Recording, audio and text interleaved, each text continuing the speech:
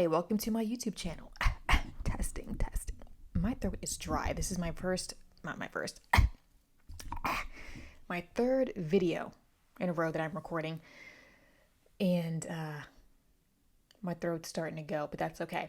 My name's Lana, and this is my corner of the interwebs in which I get real nerdy and talk about all the books. And so I have been doing a deluge, or really posting a deluge of book reviews. I think I've posted 5 or 6 in a row, and then I still have, as of this video, at least 3 more to get up because I finish a book and then I start another book, finish a book, start another book.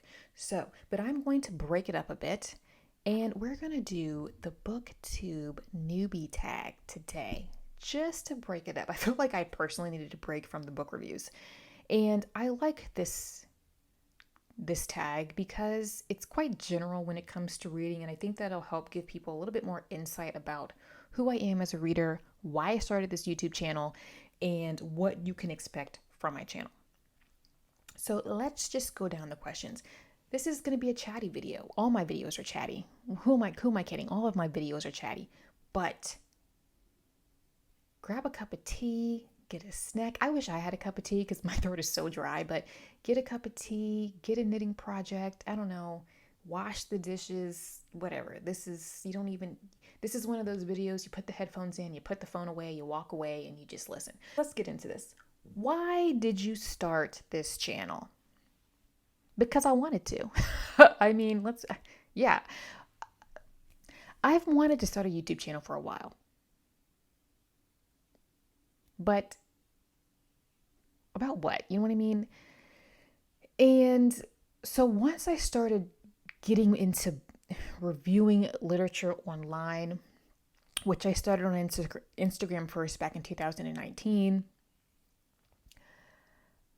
I wanted to kind of switch over to YouTube as well as a different platform, because there's something about YouTube where you're sitting down, the person who's listening to you talk about said book can hear your voice and your inflections, and it's a lot more conversational. At least I approach my videos in a more conversational way, and I think that it just opens up a whole new world of people to interact with than just on Instagram. And the Instagram Bookstagram community, if you will, is really fantastic. I have really, really great discussions in my comments and in my DMs, and I love it, and I love the nerdy conversations. So I just kind of wanted that in the YouTube world as well. And it's just a way for me to continue to get my book reviews out there. I like having in-depth conversations about books. And so here we are. What are some fun and unique things you can bring to Booktube? How do you answer that question? Unique, I think maybe my perspective. I'm a very deep thinker. Not saying that there aren't other YouTube booktubers out there who are deep thinkers, because I follow a few and I love the way they break down literature. But each person, based on what they read, their life experiences, maybe what their academic background is, they're going to interpret literature differently. I do think that partially because of my academic background, how I am, I'm always that person asking why. I ask why a lot. I never take anything at face value.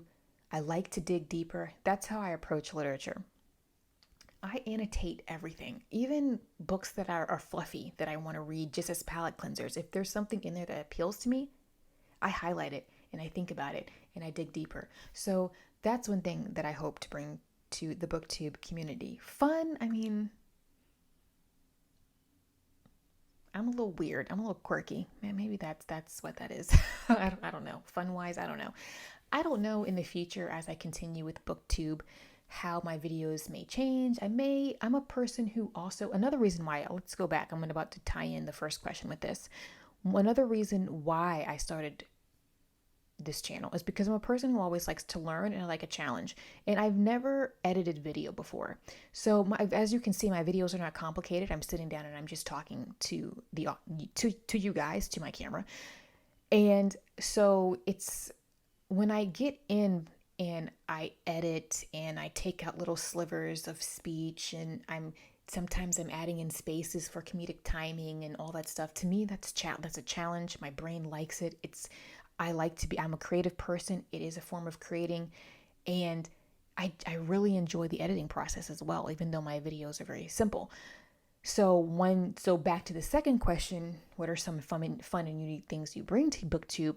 As I continue to kind of dive into this and play around with videos, I may decide to experiment a little bit. I don't know. This is completely hypothetical. I'm throwing stuff out there. I want to continue to kind of get better at this type of creating.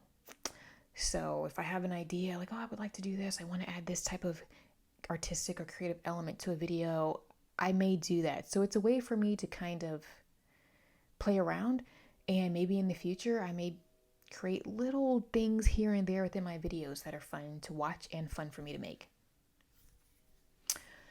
What are you most excited for about this new channel?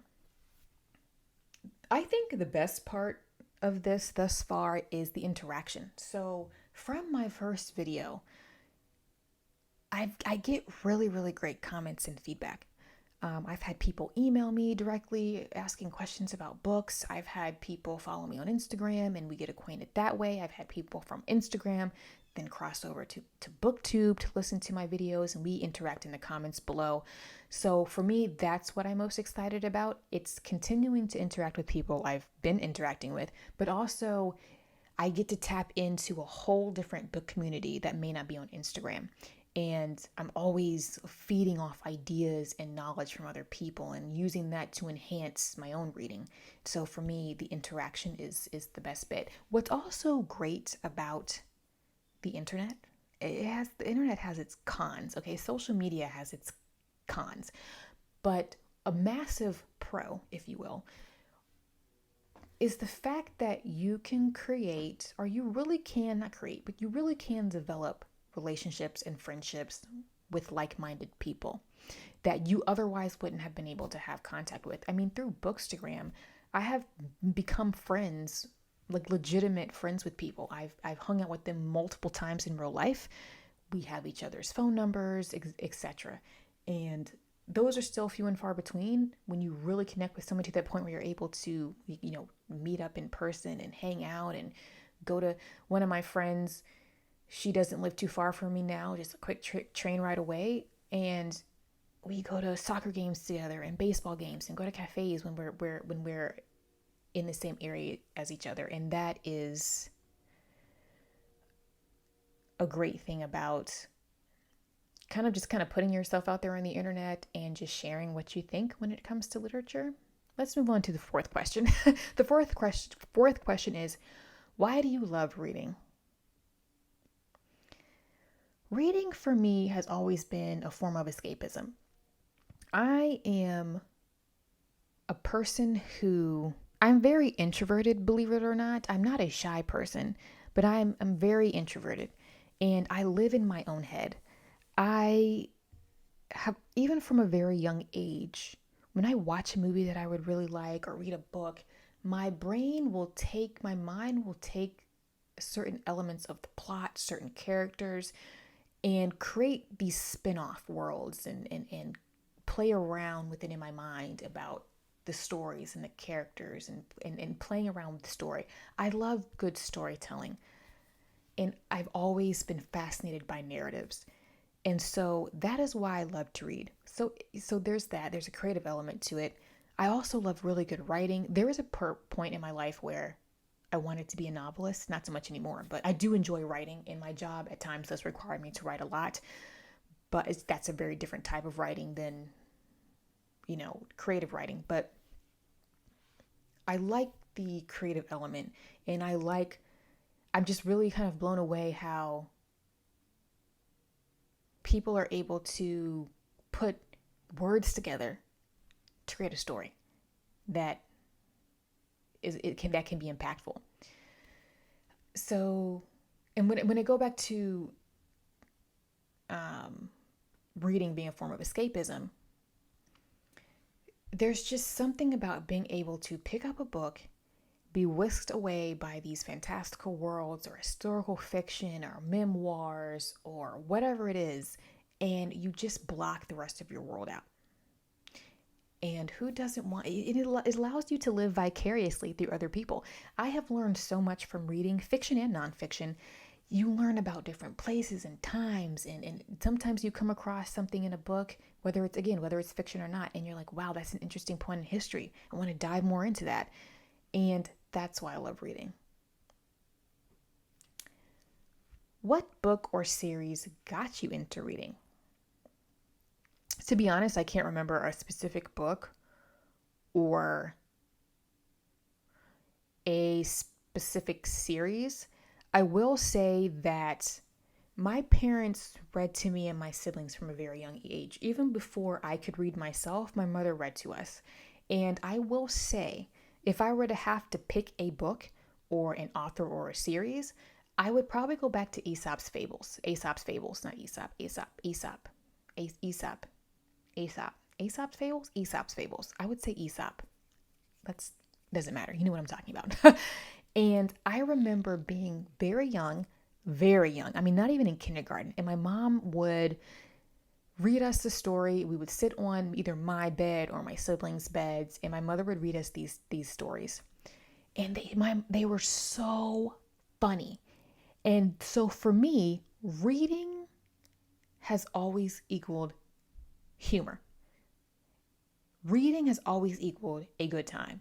So I really credit that to my parents for introducing us to classics like those fables, but getting us into reading at a young age and associating reading with a serotonin boost. So I would say that's probably what got me into reading. That's really my first memory. If I were to, I don't really remember stories prior to those fables. Of course, you get Dr. Seuss, but for some reason, it's the fables that stick out in my mind. Question 6 is, what questions would you ask your favorite booktubers?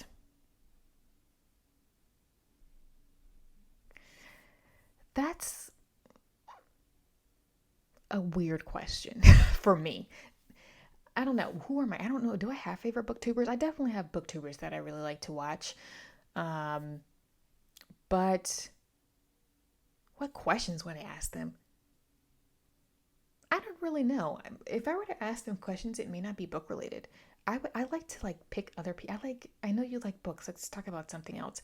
Probably a cop-out question would be, want to go grab a cup of coffee? Let's go to a cafe. Just sit down and chat. That's my question. Let's go grab a cup of coffee. But if I were to had to ask them book related questions, since this is the booktube, I would probably, what are your favorite books? And then from there, maybe get a feel for where they kind of fall when it comes to the type of genres that they like to dabble into. I'm kind of cheating with that question. Question 7. What challenges do you think starting a booktube channel will be the hardest to overcome? Time commitment. My goodness. My goal for my first year, and for however long I do this, I hope to do this for a long time because I do enjoy it, is consistency. And anytime you start something like a booktube or any type of YouTube channel, you do so with the hope that it grows. Now, am I hoping that this grows to be something that's going to pay the bills? On booktube, that's very rare. But, my goal is just to be consistent and to see where it goes and see what I learn along the way and just kind of throw it and hope it sticks. The challenge is, so my goal is to post weekly, and I've been doing that consistently since I started the first weekend of January. That's my goal, to be consistent. Along the way, where there'll be some weeks where I just can't do that, yeah, sure, because life is life happens, whatever. But as much as I can, my goal is to be a person who posts weekly consistently. That will probably be the hardest thing to overcome, because even though my videos are very simple, again, I'm just sitting down in front of my camera. I'm using my phone. Okay. This is not a bougie setup. And sitting with a microphone and lights and my camera and recording myself in a very simple, I'm not putting B-roll footage in there. I'm not doing a lot of, inserting a lot of other things and vlogging and all that other stuff where I have to splice a lot of clips together, which takes a lot of time. Editing this video will take me time because I like to go over and I cut out things, and I like to make sure that where I'm cutting out the next 2 clips of video so that when they kind of segue into each other, it's as smooth as possible. And I do like playing around with that. I think that's actually quite fun. I like to be kind of as precise as I can. That is very time consuming. For me, sometimes a 20 to 30 minute video can take me at least an hour and a half to edit. And it's a time commitment, and it's one more thing that one has to do in the midst of everything else that we do. Books are not the only thing in my life that's a hobby, and I do work, and you have to, I think it's important for people to truly rest. So that's the most challenging thing. On to the next question. When did you start reading? If you want to count being read to as a child, I mean, from the single digits. But I can't, but I do know that my mother taught me how to read before I went to kindergarten. I didn't do pre-K. My hair is looking crazy. I didn't do pre-K. My mother did the basics at home. I learned all the basics at home. So when I went to kindergarten, I knew how to read and I knew how to write already.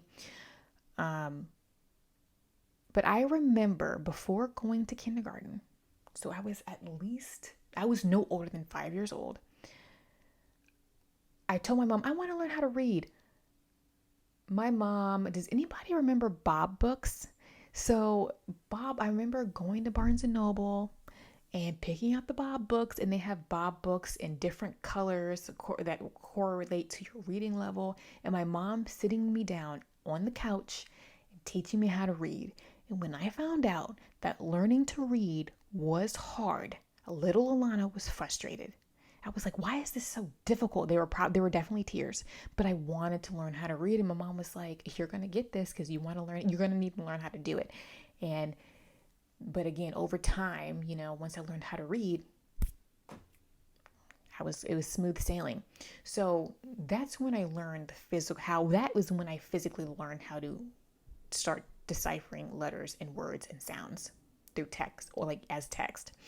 But before I learned how to read, because I've always been fascinated by books and stories, I remember being super little, not even in kindergarten yet. And I've grown up around a lot of books. My parents have so many books in my house. My dad especially has a ton of books. And I would take one of his books off the shelf, and it would be a book that had no pictures in it. But I knew it was a story. And I would look through those words and make up a story in my head, because I couldn't understand what the words were, and make up my own stories and pretend like I knew what was in the book. So that was me pretending to read.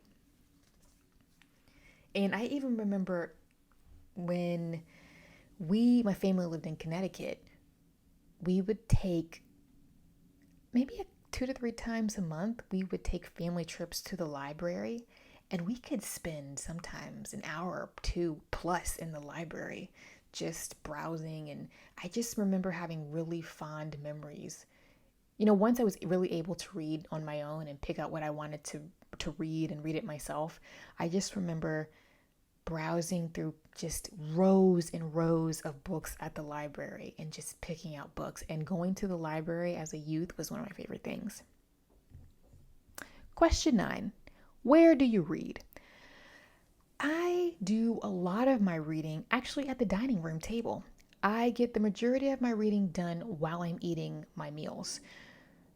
And that is how people ask me, Alana, how do you get so much reading done when you have other things going on in your life? How do you it's not uncommon for me on a monthly basis to read somewhere between 3 to 5 books, depending on how big those books are. And if you know me, I like a chunker.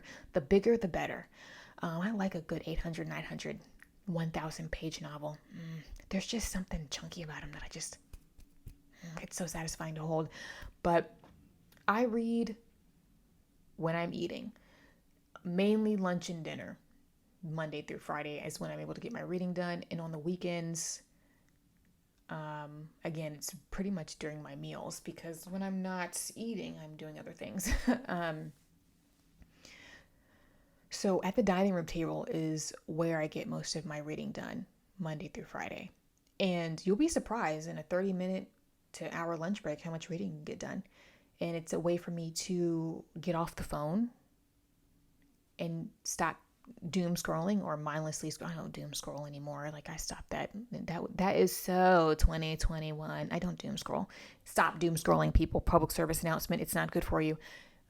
Yeah. So I don't doom scroll. I really, sometimes I'll put my phone out of reach, and I'll actually have if I need to tell the time or keep track of the time, I'll have my work cell phone next to me so I can check the time, but my personal phone with social media may be out of reach. And yeah, so yeah, mealtime is where at the dining room table is where I get my reading done. I repeated myself like 5 times saying the same thing. I also do read on the couch. And on the weekends, on the weekends is really when I may be sitting at the couch reading or propped up in bed. I do Saturdays, Sundays if I don't have dance classes to go to. I'm not a person who sleeps in. So by 7:30, usually I just kind of wake up by 7 o'clock in the morning. So I kind of lay there getting my wits together. And then by 7:30, I tend to spend 30 to 40 minutes in bed, cozy reading. And I get a good 10 to 15 pages done, sometimes 20 pages done before I even get out of bed. And I find that actually sets the tone for my day. When I read something instead of scrolling on the phone first thing in the morning, I find I reach for the phone less. I don't know if something psychological is happening there. So yeah, in the morning, when I get up on the weekends, I like to read in bed, and then I like to read while I'm eating breakfast on the weekends. I get a lot of reading done during the weekends on my couch. So I like to, if I don't have anything going on, I take it slow on weekends if I can. And I'll eat my breakfast, then I'll make a cup of coffee, sit down on the couch, and just get some reading done until I'm ready to get up and look like a human being. So I'm going to tie in the last 2 questions because I think they're actually quite similar. So question 10 is, what kind of books do you like to read? And question 11 is, what does your book collection look like? Because what kind of books that you like to read would determine what your book collection look like. Whoever made this tag, you're asking the same thing in 2 different ways. Just saying. So I like to read. My reading is all over the place. And by that, I mean, if it interests me, I will try to read it. I'll put it on my to-do list, my to-read list, because you never know what you may end up liking, whether that's rom-com, historical fiction, literary fiction, classics, ancient Greeks, ancient Romans, whatever it is. If